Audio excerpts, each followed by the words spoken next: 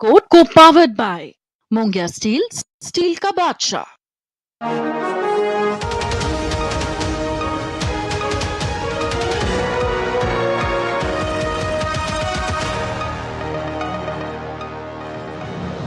नमस्कार, मैं हूं सुधीर चौधरी और डीकोड के इस वीकेंड एडिशन में आपका बहुत बहुत स्वागत है।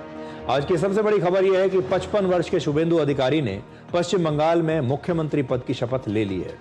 आजादी के बाद पहली बार पश्चिम बंगाल में भी अब डबल इंजन की सरकार होगी, जहां केंद्र और पश्चिम बंगाल दोनों जगहों पर बीजेपी की सरकारें हैं। आज से पश्चिम बंगाल के अच्छे दिनों और ममता बनर्जी के बुरे दिनों की शुरुआत हो चुकी है और अब बीजेपी की नई सरकार ममता बनर्जी की जांच के लिए भी एक अलग आयोग बनाएगी। पिछले 15 वर्षों से पश्चिम बंगाल के हिंदू अल्पसंख्यक की तरह रह रहे हैं और वहां के मुसलमान बहुसंख्यक की तरह वहां पर राज करते रहे। वहां हिंदुओं का दम घुट रहा था और अब पहली बार वहां पर एक ऐसी सरकार बन रही है जहां हिंदू भी सुरक्षित महसूस कर रहे हैं और उन्हें भी बराबरी का दर्जा मिलेगा। ऑपरेशन सिंदूर को इस हफ्ते 1 वर्ष पूरा हो चुका है।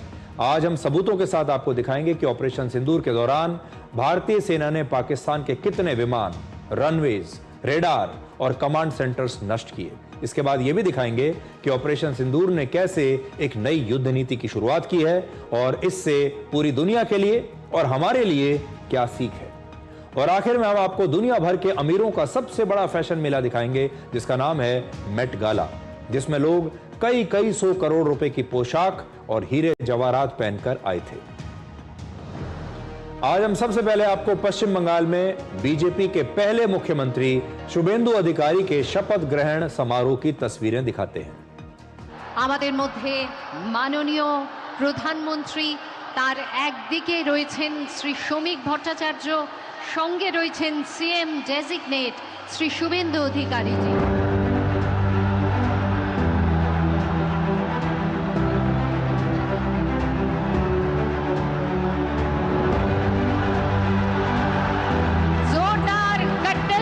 के साथ स्वागत कीजिए माननीय प्रधानमंत्री, परम आदरणीय प्रधानमंत्री श्री नरेंद्र मोदी जी।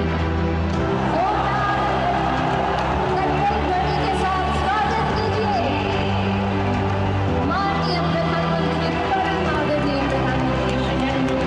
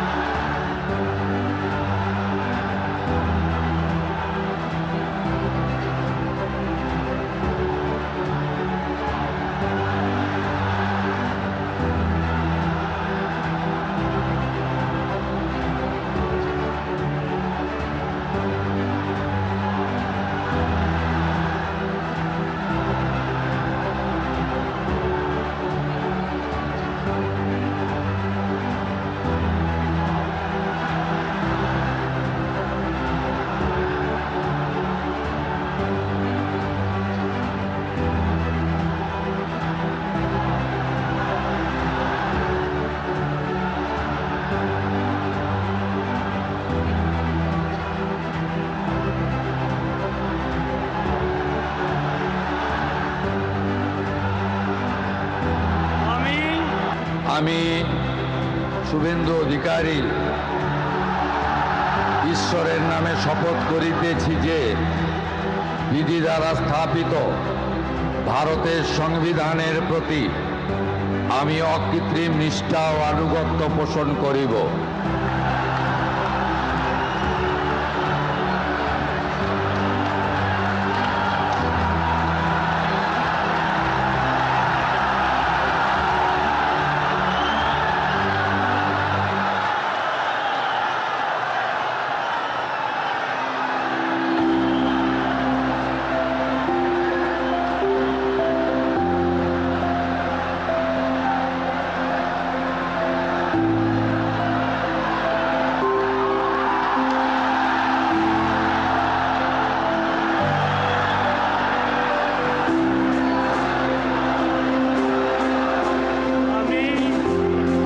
আমি ঈশ্বরের নামে শপথ করিতেছি যে আমি শ্রীমতী অগ্নিমিত্রা পাল আমি অশোক কীর্তনিয়া চান্দপুঙ্গা যুদ্ধে আমি নিশীথ প্রামাণিক ঈশ্বরের নামে শপথ করিতেছি।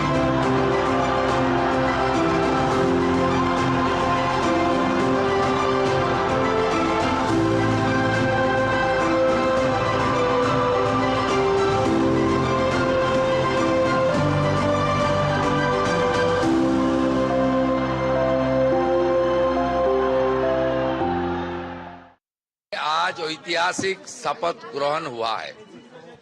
माननीय प्रधानमंत्री नरेंद्र मोदी जी का उपस्थिति में 20 राज्यों की भारतीय जनता पार्टी का chief minister, deputy chief minister और एनडीए का सब घटक और पश्चिम बंगाल में भारतीय जनता पार्टी को स्थापित करने के लिए जितना भी बड़ा बड़ा नेता का योगदान था, सब लोग आज शपथ ग्रहण में था। एक ऐतिहासिक दिन है और कम से कम 2.5 लाख 3 लाख जनता ने आज ब्रिगेड परेड मैदान में उपस्थित होकर भाजपा का सरकार को आशीर्वाद किया।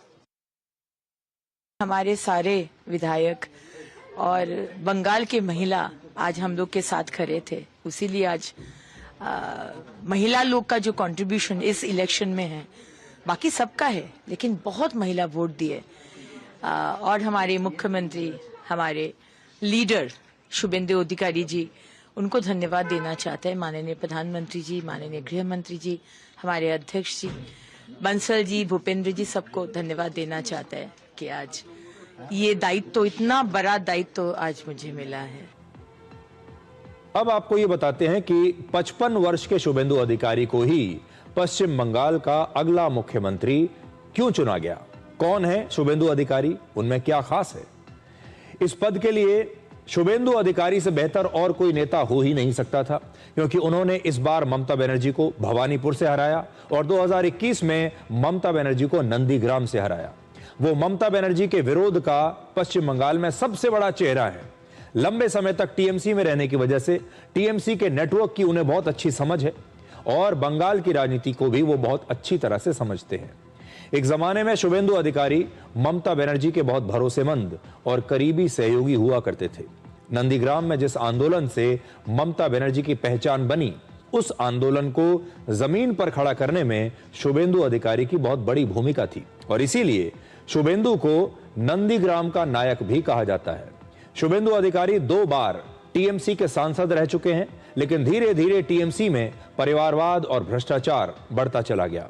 ममता बनर्जी के भतीजे अभिषेक बनर्जी पार्टी के मामलों में दखल देने लगे और इसी से परेशान होकर शुभेंदु अधिकारी टीएमसी को छोड़कर बीजेपी में शामिल हो गए। वैसे शुभेंदु अधिकारी ने अपनी राजनीति की शुरुआत वर्ष 1995 में कांग्रेस पार्टी से की थी। बाद में वो टीएमसी में शामिल हुए और लगभग 30 वर्षों से वो सक्रिय राजनीति में है। बहुत पुराना लंबा अनुभव है उन्हें राजनीति का और वो एक राजनीतिक परिवार से ही आते हैं। शुभेंदु अधिकारी का जन्म वर्ष 1970 में पश्चिम बंगाल के पूर्व मेदिनीपुर जिले के करकुली गांव में हुआ था और उन्होंने एमए तक पढ़ाई की है। राजनीति शुभेंदु अधिकारी को विरासत में मिली है। उनके पिता शिशिर अधिकारी पश्चिम बंगाल से ही 3 बार सांसद रह चुके हैं और वो डॉक्टर मनमोहन सिंह की सरकार में राज्य मंत्री भी थे।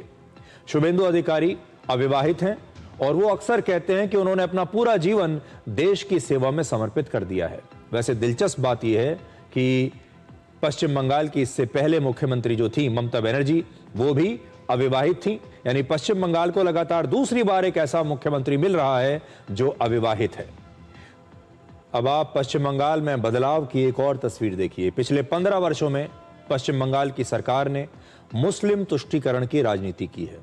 इससे पहले वर्ष 2017 और 18 में जब जब दुर्गा पूजा और मुहर्रम एक ही दिन पड़ते थे, तब ममता बनर्जी की सरकार हमेशा मुहर्रम को तवज्जो देती थी। पश्चिम बंगाल में 70% हिंदू और 27% मुसलमान हैं। वर्ष 2011 की जनगणना के मुताबिक वहां लगभग 6.5 करोड़ हिंदू रहते हैं और 2.5 करोड़ मुसलमान रहते हैं।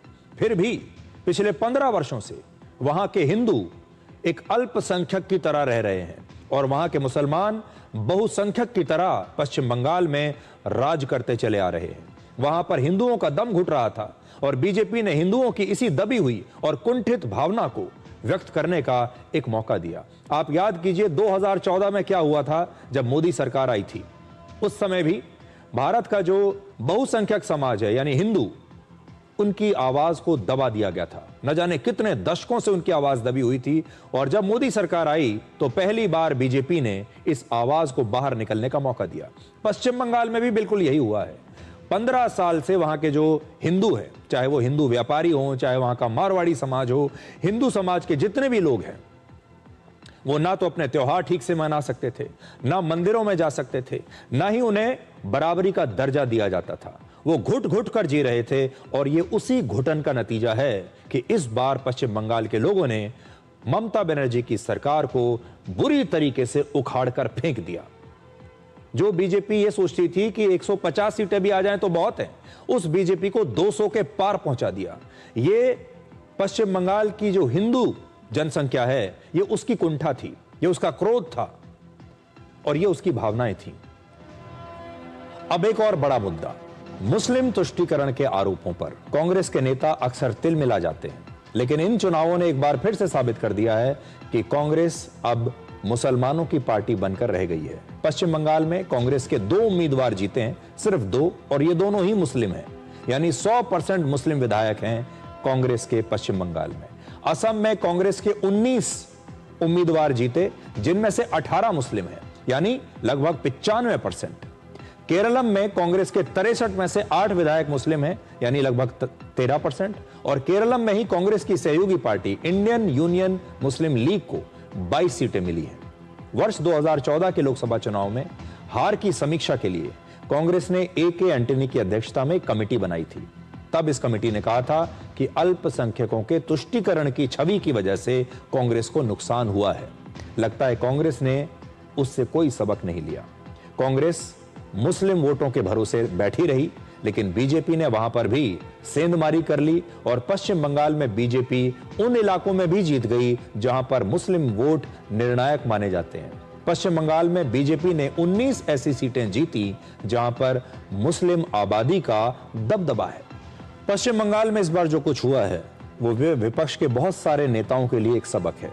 विपक्ष में जो नेता बैठे हैं वहां पर एक फैशन है अपने आप को धर्मनिरपेक्ष दिखाने का, फैशन है अपने आप को सेक्युलर दिखाने का, और ये सारे नेता सोचते हैं कि सेक्युलर बनने के लिए मुसलमानों का तुष्टीकरण बहुत जरूरी है और ये मुसलमानों को खुश करते हैं और फिर मुसलमानों का जो एक मुस्लिम वोट बैंक जो होता है वो इन्हें एक मुश्त होकर वोट भी देता है, जैसा कि पश्चिम बंगाल में ममता बनर्जी के साथ होता था। पश्चिम बंगाल में लगभग 27% मुस्लिम वोट बैंक है, 27 से 30%, और ये सभी लोग ममता बनर्जी को वोट डालते थे। और जो हिंदू वोट था वो डिवाइडेड होता था, वो बट जाता था, क्योंकि हिंदू जो है वो अलग अलग जातियों में बटा हुआ है, अलग अलग विचारधाराओं में बटा हुआ है। कोई कांग्रेस को वोट देता है, कोई बीजेपी को देता है, कोई कम्युनिस्ट पार्टी को देता है, तो हिंदू वोट बट जाया करता था। लेकिन इस बार ममता बनर्जी ने कल्पना भी नहीं की होगी कि सारा की सारा हिंदू वोट बैंक कंसोलिडेट हो जाएगा, यानी एक साथ आ जाएगा और वो सारा वोट बैंक हिंदुओं का जो है, आप पूरे राज्य में अगर आप देखें तो लगभग 70% के आसपास वो होगा। और उन सब लोगों ने एक साथ मिलकर ममता बनर्जी के खिलाफ वोट डाल दिया। तो तुष्टीकरण से, मुस्लिम तुष्टीकरण से वो सत्ता में आई थी, मुस्लिम तुष्टीकरण की वजह से सत्ता में इतने साल तक बनी रही, एक के बाद एक चुनाव जीतती चली गई और आज उसी की वजह से सत्ता से बाहर भी हो गई, क्योंकि पश्चिम बंगाल का हिंदू वोटर जाग गया, उसके अंदर एक जागृति आ गई। असम में मुख्यमंत्री हिमंत बिस्व शर्मा ने मुस्लिम इलाकों में ही इस बार भगवा लहरा दिया और इसकी वजह है वर्ष 2023 में असम में विधानसभा इलाकों का परिसीमन यानी डीलिमिटेशन। उसके बाद ऐसी सीटों की संख्या लगभग 35 से घटकर सिर्फ 23 रह गई जहां पर मुस्लिम वोट निर्णायक था। और इन इलाकों में वर्ष 2021 के चुनाव में कांग्रेस और बदरुद्दीन अजमल की पार्टी AIUDF का प्रदर्शन बड़ा शानदार था। लेकिन इस बार इन इलाकों में बीजेपी ने कांग्रेस और अजमल से कम 8 सीटें छीन ली। सबसे बड़ा झटका तो AIUDF को ही लगा है, जो 2021 की 16 सीटों से घटकर अब उसकी सीटों की संख्या रह गई है सिर्फ 2। 16 से सीधे 2 पर आ गई। 6 मई की रात 10:10 का वो CCTV वीडियो दिखाते हैं जब पश्चिम बंगाल के नॉर्थ 24 परगना के मध्यम ग्राम इलाके में बीजेपी नेता शुवेंदु अधिकारी के PA चंद्रनाथ रथ की खुलेआम सड़क पर हत्या कर दी गई। वो इस सफेद रंग की स्कॉर्पियो में बैठे थे और ये हमले से ठीक पहले की तस्वीरें हैं जो अभी आप देख रहे हैं। सबसे चौंकाने वाली बात यह है कि उनके घर से सिर्फ 50 मीटर की दूरी पर उनकी गोली मारकर हत्या कर दी।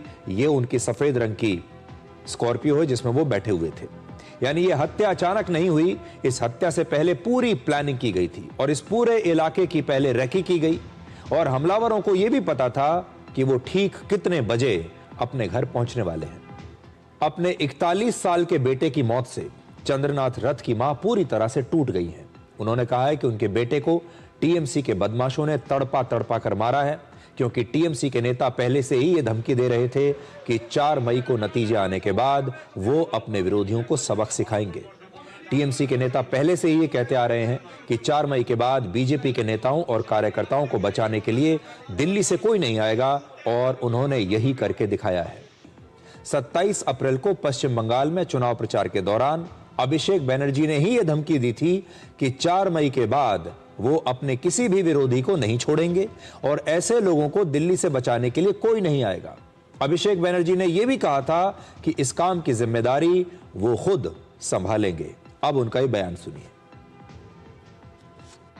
এবার আমি নিজে দায়িত্বে থাকব। 4 তারিখ 12টার পরে কোন জল্লাদের কত ক্ষমতা আর কার দিল্লির বাবা কাকে বাঁচাতে আসে আমি 4 তারিখ দেখব। आपने देखा, पूरे देश को आज ये बयान एक बार फिर से सुनना चाहिए और इसी बयान के आधार पर अभिषेक बनर्जी से पूछताछ होनी चाहिए।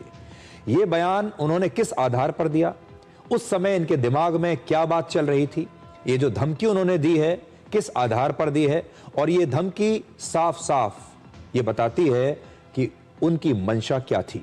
एक बार मैं चाहता हूं कि आप फिर से सुनिए कि भारत के लोकतंत्र में, जिस पर हमें इतना गर्व होता है, जब हम कहते हैं कि भारत दुनिया का सबसे बड़ा लोकतंत्र है, हमें अपने चुनावों पर गर्व है, हम कहते हैं कि हमारे देश की जनता अपनी मर्जी से अपने नेताओं को चुनती है वोट डालकर, यह वोट उनकी सबसे बड़ी ताकत है। इस वोट को लोगों को डराकर कैसे उनसे छीन लिया जाता है, एक बार आप फिर से सुनिए अभिषेक बनर्जी क्या कह रहे हैं। এবার আমি নিজে দায়িত্বে থাকব। 4 তারিখ 12টার পরে কোন জল্লাদের কত ক্ষমতা আর কার দিল্লির বাবা কাকে বাঁচাতে আসে আমি 4 তারিখ দেখব। साफ कह रहे हैं, 4 तारीख की 12 बजे के बाद मैं देखता हूं कि किसकी कितनी ताकत है, मैं खुद इसकी जिम्मेदारी लूंगा और मैं ये देखूंगा कि ऐसे लोगों को दिल्ली से कौन बचाने आएगा। दिल्ली से मतलब ये बीजेपी के जो लोग हैं, कार्यकर्ता हैं, बीजेपी को जिन्होंने वोट दिया है, बीजेपी के जो सपोर्टर हैं, उन्हें खुली धमकी है कि 4 तारीख को जब नतीजे आएंगे उसके बाद मैं आप सब लोगों को देख लूंगा और फिर यह देखता हूं कि आपको बचाने के लिए दिल्ली से कौन आएगा। और मैं फिर से यह कह रहा हूं, यह बहुत खतरनाक स्टेटमेंट है और इस स्टेटमेंट के आधार पर ही अभिषेक बनर्जी की गिरफ्तारी हो सकती है। इस स्टेटमेंट के आधार पर ही अभिषेक बनर्जी से जरूर पूछताछ होनी चाहिए और अगर ठीक से पूछताछ उनसे की जाए तो पता चल जाएगा कि चंद्रनाथ का कातिल कौन है, इस पूरी हत्या की प्लानिंग कब हुई और इस हत्या को देखकर यह लगता है कि इस हत्या की प्लानिंग तब हुई होगी जब ममता बनर्जी और टीएमसी ये चुनाव हार चुकी थी। उसके बाद यानी 4 तारीख की रात को यह प्लानिंग शुरू हुई होगी, जब यह तय हो गया कि अभिषेक बनर्जी और ममता बनर्जी और उनकी पार्टी ये चुनाव हार गए हैं, और तब ये प्लानिंग हुई होगी। इसलिए आज ये बयान जो 2 बार आपको दिखाया है, ये पूरे देश को बयान याद रखना चाहिए। हमारे देश का जो मीडिया है, जो अभी तक ममता बनर्जी और अभिषेक बनर्जी के इन बयानों को, इस प्रकार की चीजों को इग्नोर करता आया है, एक बार तो ये संज्ञान लेना चाहिए कि ये बोल क्या रहे हैं। ममता बनर्जी की हार के बाद अब देश भर के बड़े बड़े विपक्षी नेता ये सोचने में लगे हैं कि अगले चुनाव में जब ये नेता भी हारेंगे तो आगे चलकर वो भी यही आरोप लगा सकते हैं कि वो हारे नहीं हैं, बल्कि उन्हें हराया गया है। इस समय हमारे देश में जो विपक्षी नेता हैं वो वैसे तो ईवीएम पर दोष डालते ही अपनी हार का, लेकिन ममता बनर्जी ने जब से ये पूरा नया ड्रामा किया है कि मैं इस्तीफा नहीं दूंगी, वो हारी नहीं है, वो जीती हैं, उन्हें जबरदस्ती हराया गया है, तब से बहुत सारे विपक्षी दलों को यह लगने लगा है कि ये तो एक नया तरीका मिल गया। अब जब वो भी चुनाव हारेंगे तो वो जनादेश को मानने से इनकार कर देंगे और वो कहेंगे कि नहीं, हम तो जीते हैं, हमें जानबूझकर हराया गया है। समाजवादी पार्टी के अध्यक्ष अखिलेश यादव ममता बनर्जी से मिलने के लिए कोलकाता में उनके घर गए और घर पहुंचते ही सबसे पहले उन्होंने कहा कि दीदी, आप चुनाव हारी नहीं हैं।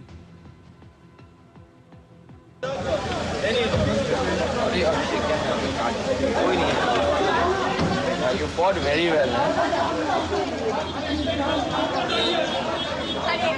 नहीं कुछ नहीं, ये कुछ नहीं होता है। देखिए, आप इतना अच्छा लड़े, उससे आप हारे नहीं है। नहीं, आप हारे नहीं है, आप हारे नहीं है, हारे नहीं है।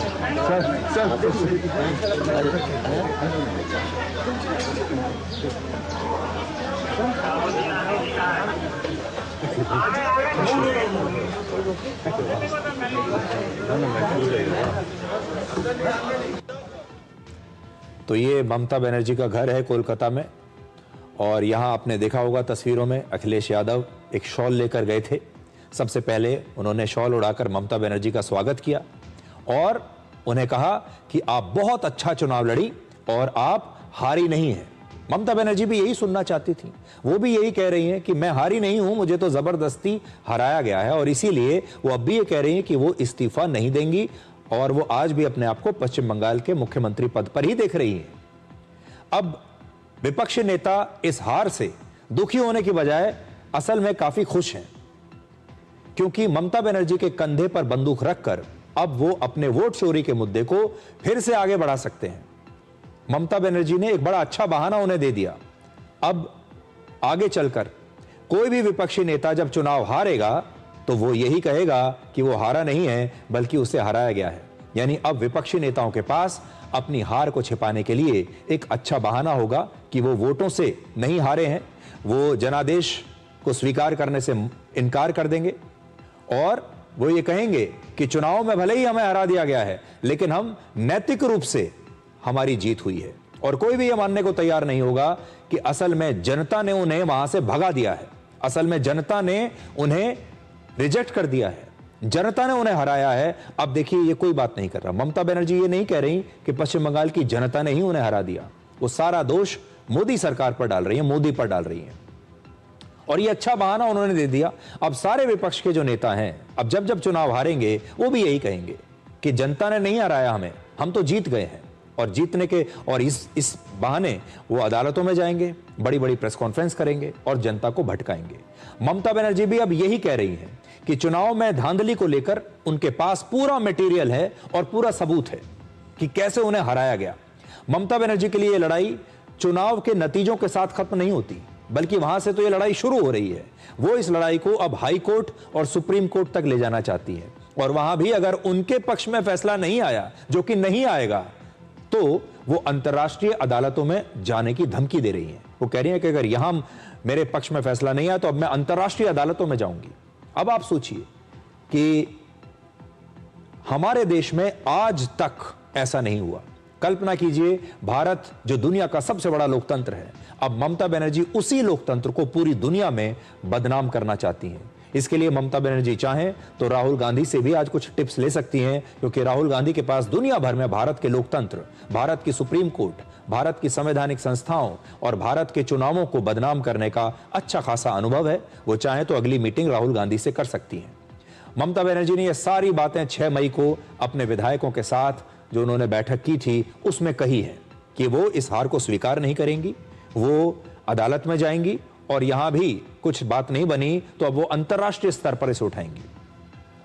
ममता बनर्जी असल में इस्तीफा देने से इनकार कर रही हैं, जबरदस्ती कह रही हैं कि वो जीती हैं, हारी नहीं हैं।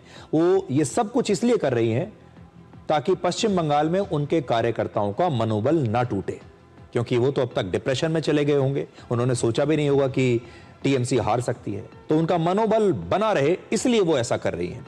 पश्चिम बंगाल की राजनीति हमेशा से काडर आधारित रही है। उनकी जो टीएमसी पार्टी है ये भी काडर पर आधारित पार्टी है। अगर काडर निकल गया तो पार्टी खत्म, और अगर ममता बनर्जी का काडर खत्म हो गया तो पार्टी तुरंत खत्म हो जाएगी। पश्चिम बंगाल में जब 2011 में सीपीएम चुनाव हारी इतने वर्षों के दशकों के बाद, तो सीपीएम का पूरा काडर समाप्त हो गया और उनके जो लोग थे वो तुरंत टीएमसी में शिफ्ट हो गए। वही काडर टीएमसी में आ गया। पहले वो पश्चिम बंगाल में सीपीएम के लिए काम करते थे, फिर तुरंत टीएमसी के लिए काम करने लगे, और पश्चिम बंगाल में यही परंपरा रही है। जैसे ही सरकार बदलती है ये काडर भी शिफ्ट हो जाता है। ममता बनर्जी के शासनकाल में यही काडर बदमाशी करने लगा, लोगों को परेशान करने लगा, पैसे की उगाही होने लगी, ब्लैकमेलिंग होने लगी, लोगों ने पैसा कमाना शुरू कर दिया, लोगों को डराना धमकाना शुरू कर दिया, और ममता बनर्जी ये सब होने देते रही क्योंकि इससे उन्हीं को फायदा हो रहा था। और पिछले 15 वर्षों में धीरे धीरे पूरे पश्चिम बंगाल में डर का माहौल बना दिया गया। पश्चिम बंगाल को नॉर्थ कोरिया की तरह बना दिया गया। अब ममता बनर्जी का यही काडर बीजेपी में जाने को आतुर है, और वो बीजेपी में कभी भी जा सकता है, क्योंकि वो समझ गया है कि ममता बनर्जी कमजोर हो चुकी हैं और टीएमसी का अब कोई भविष्य नहीं। इसलिए ममता बनर्जी अपनी हार को स्वीकार करने की बजाय वोट चोरी और धांधली का आरोप लगाकर अपने काडर का मनोबल बढ़ाने में जुटी हुई हैं, और लगातार अपने काडर से कह रही हैं कि ये लड़ाई अब शुरू हुई है, इसलिए आप लड़ते रहिए। राजनीति सिर्फ वोटों का खेल नहीं है, राजनीति में भावनाएं भी होती हैं, राजनीति में गलतियां भी होती हैं, राजनीति में निराशा भी होती है। दिल्ली में जब बीजेपी के मुख्यालय में पार्टी अपनी जीत का जश्न मना रही थी, तो उस जश्न के शोर में एक दुख भरी पुरानी याद भी एक कोने में पड़ी हुई थी। हो सकता है कि इस देश के ज्यादातर लोग उसे भूल चुके हों, लेकिन बीजेपी के राष्ट्रीय अध्यक्ष नितिन नवीन 4 जून 2024 की उस शाम को भूले नहीं, जब लोकसभा चुनाव के नतीजे आए थे और बीजेपी सिर्फ 240 सीटों पर सिमट गई थी। बीजेपी के नेताओं ने भी नहीं सोचा था कि उनकी इतनी कम सीटें आएंगी, और उस दिन यह निराशा प्रधानमंत्री मोदी के चेहरे पर साफ नजर आ रही थी। लेकिन सबसे पहले आप ये देखिए बीजेपी के अध्यक्ष नितिन नवीन ने अपने भाषण में क्या कहा। 4 मई का दिन है और नतीजे आए हैं, लेकिन मैं 4 जून 2024 को भी आपको याद कराना चाहता हूं। जनता के मन में हमारे नेतृत्वकर्ता को जो समर्थन और जो विश्वास दिया था, उसमें कहीं ना कहीं उनके मन में एक कसक रह गई थी। और आज जब 4 मई को प्रचंड बहुमत, प्रचंड जीत अगर दी है, तो 2024 की उस कसक को पूरा किया है। और उसके बाद के हुए चुनाव में 2024 के बाद जब चुनाव हुए, हर राज्यों में भारतीय जनता पार्टी को प्रचंड जीत देने का काम किया, नरेंद्र मोदी के नेतृत्व के प्रति आस्था व्यक्त की, विश्वास व्यक्त किया है। 4 जून 2024 को बीजेपी मुख्यालय में इसी जगह पर प्रधानमंत्री नरेंद्र मोदी का यह चेहरा उस दिन उनकी निराशा को दिखा रहा था, क्योंकि उस दिन लोकसभा चुनाव के नतीजे आए थे। वो तीसरी बार भले ही सरकार बनाने जा रहे थे, तीसरी बार भले ही भारत के प्रधानमंत्री बन रहे थे, लेकिन शायद उस जीत में वो स्वाद नहीं था। ये वो दिन था जब बीजेपी के शीर्ष नेतृत्व ने भी ये नहीं सोचा था कि अब की बार 400 पार का नारा देने के बाद बीजेपी सिर्फ 240 सीटों पर रुक जाएगी। लेकिन उस दिन के बाद प्रधानमंत्री मोदी एक नए अवतार में दिखाई दिए। 2014 में 282 सीटों ने प्रधानमंत्री मोदी को जननायक बनाया। 2019 में 303 सीटों ने उन्हें एक शक्तिशाली शासक बनाया, लेकिन 2024 की 240 सीटों ने उन्हें एक घायल शेर बना दिया। लेकिन प्रधानमंत्री मोदी का 4 जून 2024 का आज आपको वो बयान भी जरूर सुनना चाहिए। उन्होंने लोकसभा चुनाव के जनादेश को उस दिन चुनौती नहीं दी, चैलेंज नहीं किया ममता बनर्जी की तरह। वो गुस्से में नहीं थे, बल्कि उन्होंने बहुत ही विनम्रता के साथ स्वीकार किया और इस जनादेश को चुनौती नहीं दी और कहा कि जनता ने जो भी आदेश दिया है वो हमारी सर आंखों पर है। भाजपा के हर कार्यकर्ता के लिए हमेशा से दल से बड़ा देश रहा है। सेवा भाव से बड़ी राजनीति कोई नहीं हो सकती। इसलिए हमें सेवा भाव को सर्वोपरि रखने की परंपरा को निरंतर मजबूत करना है। भाजपा का कार्यकर्ता जन आकांक्षाओं, जन भावनाओं और जन अपेक्षाओं का प्रतिनिधित्व करता है। अनेक चुनौतियों के बीच जिस हिम्मत के साथ, जिस समर्पण भाव से राष्ट्र प्रथम के मंत्र को जीते हुए इस चुनावी जंग में एनडीए को विजय दिलाई है, वे सबके सब अनेक अनेक अभिनंदन के पात्र हैं। मैं आज देशवासियों ने मुझ पर बहुत बड़ी कृपा की है, भारतीय जनता पार्टी पर बहुत बड़ी कृपा की है, एनडीए पर बहुत बड़ी कृपा की है। मैं इस देश के महान लोकतंत्र को, महान संविधान को फिर श्रद्धापूर्वक नमन करता हूं। तो देखिए 2024 में इस देश ने सिर्फ 240 सीटें दी, बहुमत से दूर कर दिया और फिर भी प्रधानमंत्री मोदी कह रहे हैं कि मैं नमन करता हूं। और आज ममता बनर्जी चुनाव हार चुकी हैं बुरी तरीके से, उनकी पार्टी बुरी तरीके से हारी, वो खुद अपना चुनाव हार गई और वो कहती हैं कि मैं तो इसे स्वीकार नहीं करती, नैतिक रूप से तो हमारी जीत हुई है और मैं इस्तीफा नहीं दूंगी। अभी आपको मैंने जो बयान दिखाया प्रधानमंत्री मोदी का, ये वो दिन था जिस दिन विपक्ष के नेता जश्न मना रहे थे। प्रधानमंत्री मोदी तो निराश दिख रहे थे, उनके चेहरे पर निराशा थी, लेकिन विपक्ष के नेता उस दिन सेलिब्रेट कर रहे थे। बीजेपी के पतन की बड़ी बड़ी भविष्यवाणी कर रहे थे। ज्यादातर विपक्षी नेताओं ने और बड़े बड़े विश्लेषकों ने यही सोचा कि अब बीजेपी के बुरे दिन शुरू हो चुके हैं। पहली बार प्रधानमंत्री मोदी को बहुमत नहीं मिला इतने सालों में।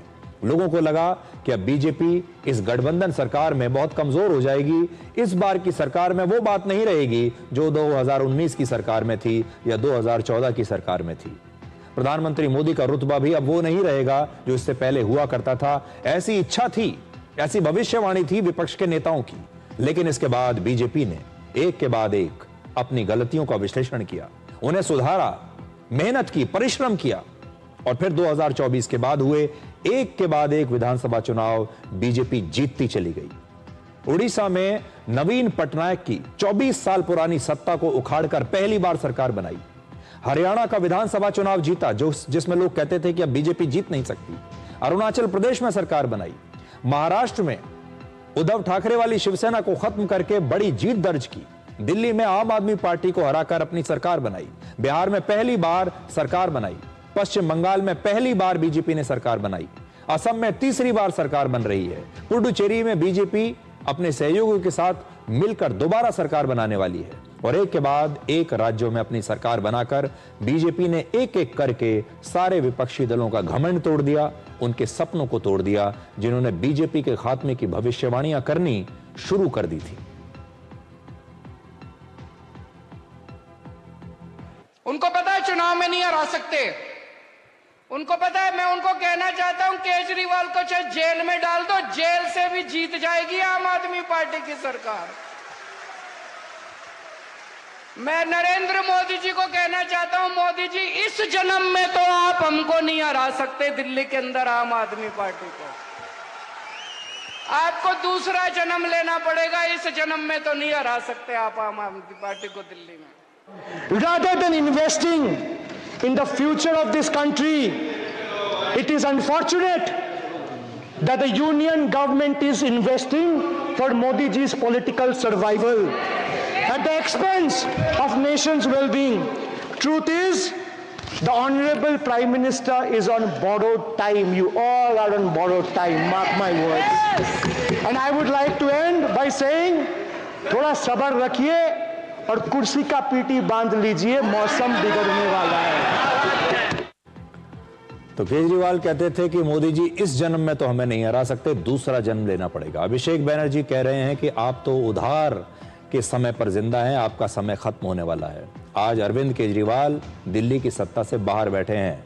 आज अभिषेक बैनर्जी पश्चिम बंगाल की सत्ता से बाहर बैठे हैं। ममता बनर्जी पश्चिम बंगाल में चुनाव हार चुकी हैं। बीजेपी को पश्चिम बंगाल में 2/3 बहुमत मिला है। सोचिए कितना घमंड था इन विपक्षी नेताओं को। राजनीति में घमंड नहीं करना चाहिए, राजनीति में बड़े बड़े बोल नहीं बोलने चाहिए, राजनीति में अपने प्रतिद्वंदी को इस प्रकार की भाषा से कभी ललकारना नहीं चाहिए, क्योंकि फिर ऐसी जब स्थिति आती है तो नेताओं के लिए छुपने की जगह नहीं बचती। तो विपक्ष के नेता कहते रह गए कि बीजेपी जाने वाली है और बीजेपी एक के बाद एक चुनाव जीतती चली गई। 2014 में बीजेपी सिर्फ 7 राज्यों में, गुजरात, मध्य प्रदेश, छत्तीसगढ़, राजस्थान, पंजाब, गोवा और नागालैंड में सत्ता में थी। 2014 का ये नक्शा देखिए, उस समय देश के 31% क्षेत्र पर उसका राज था, सिर्फ 31%। और आज 2026 में बीजेपी की 22 राज्यों और केंद्र शासित प्रदेशों में सरकार है और देश के 72% इलाके पर बीजेपी का शासन है।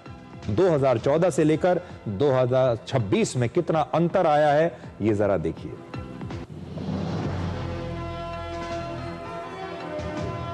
अब हम ऑपरेशन सिंदूर पर नई जानकारियों को आपके लिए डिकोड करेंगे।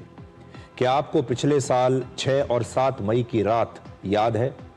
उस समय पूरा देश पहलगाम में हुए आतंकवादी हमलों के शोक में डूबा हुआ था। यह बात सब जानते थे कि मोदी सरकार इस हमले पर चुप तो बिल्कुल नहीं बैठेगी और कुछ ना कुछ बड़ा एक्शन जरूर लेगी। लेकिन पाकिस्तान में 270 किलोमीटर तक अंदर घुसकर उनके 9 आतंकवादी ठिकाने और 11 मिलिट्री बेसेस पर भारतीय सेना अचानक से रात को हमला कर देगी, ऐसी कल्पना तो खुद पाकिस्तान ने भी नहीं की थी। पाकिस्तान के साथ युद्ध तो हमने इससे पहले भी कई लड़े हैं और उस पर सर्जिकल स्ट्राइक भी की है, लेकिन इतने अंदर तक घुसकर किया गया हमला इतिहास में पहली बार हुआ। इस हमले का नाम ऑपरेशन सिंदूर रखा गया क्योंकि आतंकवादियों ने पहलगाम में हमारे देश की महिलाओं का सिंदूर उजाड़ा था और महिलाओं से कहा था कि मोदी से जाकर कह देना। ऑपरेशन सिंदूर सिर्फ एक सैन्य कार्रवाई नहीं थी, एक मिलिट्री ऑपरेशन नहीं था, बल्कि हमारे देश की हर महिला का एक भावनात्मक बदला था। इससे पहले भारत ने पाकिस्तान पर जब भी कोई सैन्य कार्रवाई की है, कोई युद्ध लड़ा है, कोई ऑपरेशन किया है, तो हमने उन तमाम ऑपरेशंस के जो नाम हैं उनके अलग प्रकार के नाम रखे। ये नाम हमारी सैन्य रणनीति और कोड वर्ड्स पर आधारित होते थे। जैसे 2019 में बालाकोट एयर स्ट्राइक का नाम था ऑपरेशन बंदर। 1999 में कारगिल हमले में भारतीय सेना के ऑपरेशन का नाम था ऑपरेशन विजय। 1971 में पाकिस्तान के खिलाफ युद्ध में भारतीय सेना के ऑपरेशंस के नाम थे कैक्टस लिली, ट्राइडेंट और पाइथन। और वर्ष 1965 में पाकिस्तान पर हमले का जो नाम हमने रखा उसका था नाम ऑपरेशन रिडल। लेकिन इस बार ऑपरेशन सिंदूर एक ऐसा नाम है जिसने पूरे देश की महिलाओं को, पूरे देश के परिवारों को इससे जोड़ दिया। इसलिए इसके नाम में बहुत कुछ है। आप लोग सोचते होंगे, कई बार कहते भी हैं कि नाम में क्या रखा है, लेकिन इस बार नाम में बहुत कुछ रखा था। ऑपरेशन सिंदूर इतना शक्तिशाली नाम था। ऑपरेशन सिंदूर के 1 वर्ष पूरे होने के बाद हम आपको इस हमले की सारी डिटेल्स दिखाएंगे जो आपने आज से पहले शायद कभी नहीं सुनी होंगी। कुछ नई डिटेल्स आज हम आपके सामने लेकर आए हैं। आप मानचित्र पर देखिए, पाकिस्तान के हर एक कोने में लगभग सभी बड़े बड़े और महत्वपूर्ण मिलिट्री एयर बेसेस पर भारतीय सेना ने हमला किया, यानी पूरे पाकिस्तान तक हमारी पहुंच थी। इसमें पाकिस्तान का वो भोलारी एयरबेस भी है जो भारतीय सीमा से लगभग 270 किलोमीटर दूर है, यानी पाकिस्तान की सीमा में हम पौने 300 किलोमीटर तक अंदर जाकर हमला करके आ गए। अब हम आपको पहली बार आज ये बता रहे हैं कि ऑपरेशन सिंदूर के दौरान भारतीय सेना के हमलों से पाकिस्तान के कितने फाइटर जेट्स, कितने रेडार, कितने कंट्रोल सेंटर और कितने एयर डिफेंस सिस्टम असल में नष्ट हुए थे। आज उन सब की संख्या हम आपको बताने वाले हैं। सारी डिटेल्स आज पहली बार आपके सामने है। भारत ने ऑपरेशन सिंदूर के दौरान पाकिस्तान के 5 फाइटर जेट्स और 1 मिलिट्री एयरक्राफ्ट को हवा में मार गिराया। और इस मिलिट्री एयरक्राफ्ट को लेकर 2 संभावनाएं हैं कि यह कौन सा मिलिट्री एयरक्राफ्ट था। पहला, ये एक AEW&C यानी airborne early warning and control aircraft हो सकता है। यह आसमान में उड़ता हुआ एक ऐसा रेडार है जो सैकड़ों किलोमीटर दूर से ही फाइटर जेट्स, ड्रोन्स और मिसाइल्स का पता लगाता है, इसलिए इसे फ्लाइंग रेडार भी कहते हैं। और दूसरा, ये एक इलेक्ट्रॉनिक वॉरफेयर एयरक्राफ्ट हो सकता है, यानी एक ऐसा एयरक्राफ्ट था जो रेडियो सिग्नल्स, रेडार और कम्युनिकेशन सिस्टम्स को जैम कर सकता था, यानी ये पाकिस्तान का एक बहुत ही महत्वपूर्ण एयरक्राफ्ट था। तो हमने ऐसे फ्लाइंग रेडार को भी नष्ट किया और हमने उनके फाइटर जेट्स को भी नष्ट किया। भारतीय वायुसेना ने अपने S-400 एयर डिफेंस सिस्टम से लगभग 314 किलोमीटर की दूरी पर मौजूद इसी एयरक्राफ्ट पर हमला किया और उसे मार गिराया। और पूरी दुनिया में इससे पहले कभी भी किसी भी एयरफोर्स ने अपनी एयर डिफेंस सिस्टम से इतनी दूरी पर कोई सफल हमला नहीं किया था, इतनी दूरी से किसी एयरक्राफ्ट को नष्ट नहीं किया था जितना इस बार हमने किया, 314 किलोमीटर। इसका मतलब यह है कि भारत की मिसाइल्स पाकिस्तान की सीमा के अंदर 314 किलोमीटर अंदर तक दाखिल हो गईं और पाकिस्तान इन्हें रोक नहीं पाया। इसके अलावा भारत के हमलों में पाकिस्तान के एयर बेसिस पर एक बड़ा मिलिट्री एयरक्राफ्ट भी नष्ट हुआ जो वहां पर खड़ा हुआ था। एक और फ्लाइंग रेडार वहां पर नष्ट हुआ और कई फाइटर जेट्स और UAVs भी वहां पर हमने नष्ट किए। भारतीय सेना के सटीक हमलों में पाकिस्तान के मुरीद और चकलाला में 2 बड़े कमांड और कंट्रोल सेंटर्स नष्ट हुए। यह पाकिस्तान का वॉर रूम था और यहीं से पाकिस्तानी सेना अपने फाइटर जेट्स और ड्रोन सिस्टम्स को कंट्रोल करती थी या फिर उन्हें हमलों का आदेश देती थी। पाकिस्तान के सुक्कुर, लाहौर, आरिफवाला और चुनिया के 4 रेडार सिस्टम्स को भी भारतीय सेना ने नष्ट किया। भारतीय सेना ने लाहौर में पाकिस्तान का एक made in China air defence system HQ-9 भी नष्ट किया और यह एयर डिफेंस सिस्टम ना तो भारत के हमलों को रोक पाया और ना ही खुद को बचा पाया। पाकिस्तान के 2 बहुत महत्वपूर्ण एयरबेस सरगोदा और रहीम यार खान के रनवे पर भी भारत के हमले हुए और ये नष्ट हो गए। और पाकिस्तान के मुरीद, सुक्कुर, भुलारी और जकोबाबाद में मिलिट्री एयरक्राफ्ट के हैंगर्स पर हमने हमले किए, इन्हें क्षतिग्रस्त कर दिया और इन हैंगर्स में कई एयरक्राफ्ट खड़े हुए थे, पार्क्ड थे और ये एयरक्राफ्ट या तो नष्ट हुए या फिर इन्हें काफी नुकसान हुआ, जिसमें F-16 एयरक्राफ्ट भी मौजूद थे। ये एक बहुत बड़ी बात है। हमने पाकिस्तान में उनके F-16 एयरक्राफ्ट भी नष्ट किए। ऑपरेशन सिंदूर के दौरान भारतीय सेना ने पाकिस्तान के बहावलपुर में जैश-ए-मोहम्मद और मुरीद के में लश्कर-ए-तैयबा के हेडक्वार्टर पर भी हमला किया। ये दोनों आतंकवादी संगठन लगभग 30 वर्षों से भारत पर हमले करते आ रहे हैं और भारतीय सेना ने हमला करके इन दोनों को धूल में मिला दिया। कुल मिलाकर ऑपरेशन सिंदूर में भारतीय सेना ने पाकिस्तान के 9 आतंकवादी ठिकानों और 11 पाकिस्तानी सेना के मिलिट्री अड्डों को हमने नष्ट किया। और वो सारी तस्वीरें, हमलों से पहले क्या हुआ था, हमलों के बाद क्या हुआ था, ये आज हम आपको दिखा रहे हैं। सबसे महत्वपूर्ण बात यह है कि जब भारतीय सेना पाकिस्तान पर हमला कर रही थी, उस समय भारत का एयर डिफेंस सिस्टम पाकिस्तान के हमलों को हवा में ही नष्ट करके हमारे शहरों और हमारे मिलिट्री बेसिस को सुरक्षित रखे हुआ था। और पाकिस्तान ने उस समय दिल्ली पर भी अपनी मिसाइल से हमला करने की कोशिश की थी। मैं एक बार रोककर आपको वो सारी तस्वीरें दिखाना चाहता हूं जो भारत के हमलों में पाकिस्तान के सिस्टम्स को हमने नष्ट किया है। ये देखिए, ये बहावलपुर अटैक की तस्वीर है। पहले ये अटैक कैसा था, बिफोर और आफ्टर, ये देखिए। ये बहावलपुर अटैक की तस्वीर है।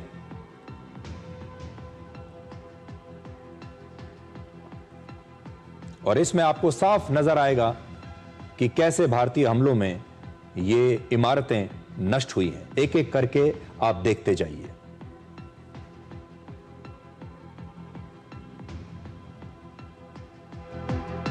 ये रेडार साइट है। यहां भी आप देखेंगे हमले से पहले की तस्वीर और हमले के बाद की तस्वीर। आरिफवाला पर जो हमने हमला किया था, हमले से पहले की तस्वीर और हमले के बाद की तस्वीर। सरगोदा का हमला देखिए। यह सरगोदा का रनवे है जहां पर हमने हमला किया था और इस रनवे को हमने बहुत नुकसान पहुंचाया था। रहीम यार खान का हमला देखिए आप।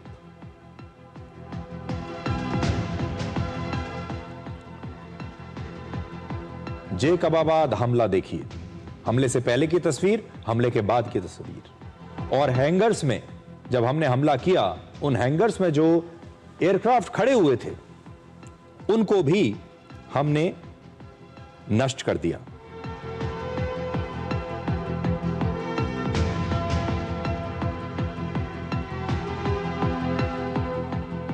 तो एक एक करके आप देख लीजिए और मैं आपको फिर से बताता हूं, इस हमले में हमने पाकिस्तान के 5 फाइटर जेट्स को हवा में मार गिराया। एक हवाई जहाज ऐसा था जिस पर रेडार लगी हुई थी, उसे हमने हवा में मार गिराया। जमीन पर जो हमने हमले किए उसमें हमने एक ट्रांसपोर्ट एयरक्राफ्ट को मार गिराया, जो या तो C-130 एयरक्राफ्ट हो सकता है या फिर IL-78 हो सकता है। और इसके अलावा हमने मल्टीपल F-16 जो पाकिस्तान के फाइटर जेट्स हैं, आप जानते हैं F-16 फाइटर जेट्स पाकिस्तान ने अमेरिका से खरीदे हैं, और ये जब जमीन पर खड़े हुए थे हैंगर्स में, उन हैंगर्स पर हमने हमला किया और इन F-16 विमानों को हमने नष्ट कर दिया और इनकी संख्या काफी थी। इसके अलावा हमने 2 कमांड सेंटर्स को नष्ट किया है और पाकिस्तान के कई रेडार्स को भी हमने नष्ट किया है। और ये सारी जानकारी एक एक करके आज आपकी स्क्रीन पर है। और आपको याद होगा, मैं आपको जो बता रहा था कि पाकिस्तान ने दिल्ली पर भी अपनी मिसाइल से हमला किया था, लेकिन दिल्ली पहुंचने से पहले ही हमारे एयर डिफेंस सिस्टम ने इस मिसाइल को भी मार गिराया था। आज के युद्ध में जीत सिर्फ एडवांस्ड और लेटेस्ट हथियारों से नहीं मिलती, बल्कि सटीकता, तैयारी, दुश्मन पर लगातार दबाव बनाए रखने से भी मिलती है। और भारतीय सेना ने ऑपरेशन सिंदूर के दौरान अपनी इस तैयारी को पूरी दुनिया को दिखाया। आप सोचिए, रशिया और यूक्रेन के बीच युद्ध अब अपने 5वें वर्ष में प्रवेश कर चुका है। 5 साल हो गए, जबकि भारत ने सिर्फ 100 घंटों के अंदर ही पाकिस्तान को सरेंडर करने के लिए मजबूर कर दिया, सीज फायर करने के लिए मजबूर कर दिया। यहां तक कि अगर आप देखें, अमेरिका और ईरान के बीच भी जो ये युद्ध हुआ, ये युद्ध भी 40 दिनों तक चलता रहा और उसके बाद भी ईरान सरेंडर करने के लिए तैयार नहीं है। उसके बाद भी अभी इसमें एक टेम्परेरी सीज फायर चल रहा है, युद्ध विराम चल रहा है। युद्ध कब शुरू हो जाएगा कोई नहीं जानता, लेकिन पूरी दुनिया को ऑपरेशन सिंदूर से एक नई सीख मिली कि भारत ने कैसे सिर्फ 4 दिन के अंदर जो उसे चाहिए था वो अचीव कर लिया और पाकिस्तान को अपने घुटनों पर ला भी दिया। अब एक छोटा सा ब्रेक, और ब्रेक के बाद कुछ और खबरों को आपके लिए डिकोड करेंगे।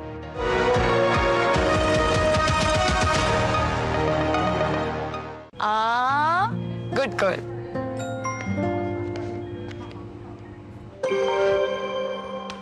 आगे सैलरी? नए झुमके? ना, पहले बचत। पहले झुमके। सुनो, हर महीने थोड़ा बचाओ और थोड़ा निवेश करो, और कुछ इमरजेंसी के लिए भी बचाओ, ताकि रहो टेंशन फ्री। लेकिन झुमकों का क्या? जाती हो कि लगाओ इंजेक्शन। RBI कहता है, वित्तीय समझदारी समृद्ध नारी।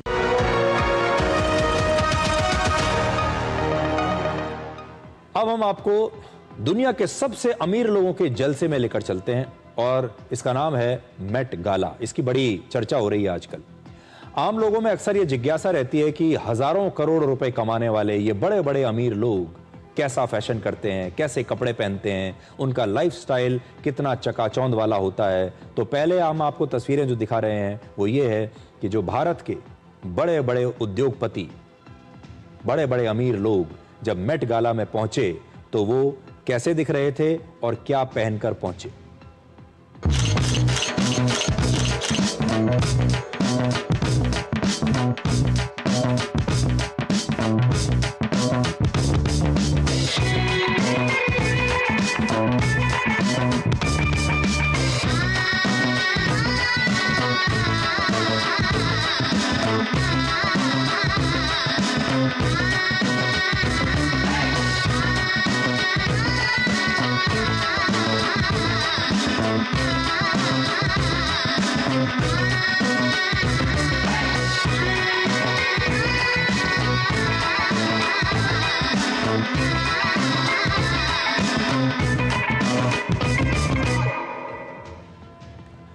तो जो तस्वीरें आप देख रहे थे, ये न्यूयॉर्क में हुए मेट गाला की तस्वीरें थी। ये दुनिया का सबसे बड़ा और हाई प्रोफाइल फैशन मेला माना जाता है, जिसमें हर साल दुनिया की बड़ी बड़ी हस्तियां, बड़े बड़े पॉप सिंगर्स, खिलाड़ी, एक्टर्स, बड़े बड़े सेलिब्रिटीज और डिजाइनर्स शामिल होते हैं और बहुत ही विचित्र किस्म के लेकिन बेशकीमती और महंगे महंगे कपड़े पहनकर रेड कारपेट पर चलते हैं। आदित्य बिरला ग्रुप के चेयरमैन कुमार मंगलम बिरला की बेटी अनन्या बिरला मेट गाला में एक बहुत खास और अलग तरह के लुक में आई। वो एक ऐसे मास्क में दिखाई दी जो कि रोजमर्रा की चीजों से बना था, जिसमें भारत में हमारे घरों में रोजाना काम आने वाले बर्तन जैसे थालियां, कटोरी, चम्मच वगैरह, उससे यह मास्क बना हुआ था। तो ये आप मास्क देखिए। कोरोना काल में कोविशील्ड नाम की वैक्सीन बनाने वाली company serum institute of India के मालिक अदार पूनावाला की पत्नी नताशा पूनावाला मेट गाला के रेड कार्पेट पर एक बड़े अनोखे लुक में दिखी। उन्होंने मूर्ति कला जैसी एक ड्रेस पहनी हुई थी, जिसे एक ब्रिटिश आर्टिस्ट ने बनाया था। मशहूर उद्योगपति मुकेश अंबानी की बेटी ईशा अंबानी भी मेट गाला में शामिल हुई। उनकी ड्रेस में 1000 से ज्यादा हीरे और कीमती रत्न जड़े हुए थे। ये गहने उनकी मां नीता अंबानी के पर्सनल कलेक्शन से लिए गए थे।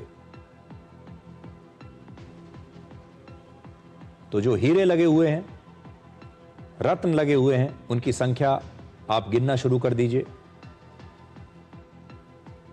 उनके कुछ परिधान तो ऐसे हैं जो कि इन हीरों और रत्नों से ही बने हुए हैं, और ये जो हीरे आप देख रहे हैं, ये इनकी मां नीता अंबानी के पर्सनल कलेक्शन से लिए गए हैं। ईशा अंबानी की ड्रेस के पीछे के हिस्से में 16वीं से 18वीं सदी के बीच मुगल काल का एक गहना भी जड़ा हुआ था।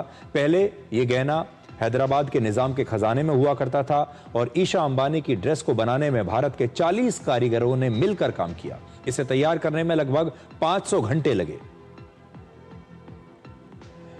मेट गाला में पहली बार शामिल हुए जयपुर राजघराने की वंशज राजकुमारी गौरवी कुमारी ने भी अपने लुक में अपनी दादी महारानी गायत्री देवी की झलक दिखाई। उनके गाउन में उनकी दादी की शिफॉन की साड़ी का एक कपड़ा इस्तेमाल हुआ था और उनके साथ उनके भाई सवाई पद्मनाभ सिंह रेड कार्पेट पर उनके साथ दिखाई दिए और उन्होंने एक बहुत ही पारंपरिक वेशभूषा पहनी हुई थी। इस दौरान हैदराबाद की सुधा रेड्डी ने जो नेकलेस पहना, उसकी कीमत, उस हार की कीमत लगभग 142 करोड़ रुपए बताई जा रही है।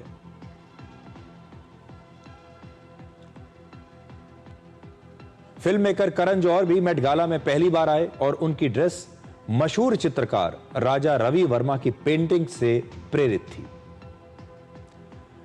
और इस दौरान कई ग्लोबल सेलिब्रिटीज भी मौजूद थे, जैसे मशहूर अमेरिकी सिंगर रियाना और बियॉन्से, हॉलीवुड की मशहूर अभिनेत्री किम कार्दाशियां और उनकी बहन काइली जेनर।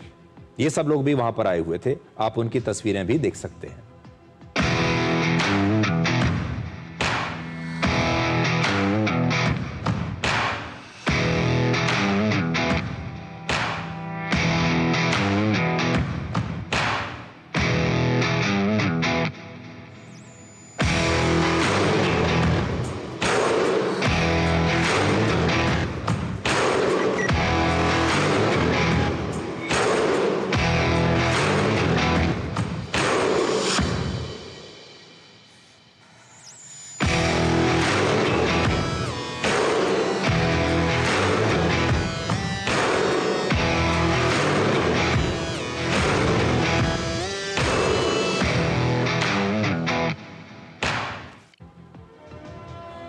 तो मेट गाला में जो लोग आते हैं वो कई सौ करोड़ों रुपए की ड्रेसेस पहनकर आते हैं। इस दुनिया की एक से एक महंगी ड्रेसेस, एक से एक महंगे हीरे जवाहरात पहनकर ये लोग आते हैं। और इस मेट गाला में कई लोग इस बार बेहद विचित्र किस्म के कपड़े भी पहनकर आए। जरा वो भी देखिए।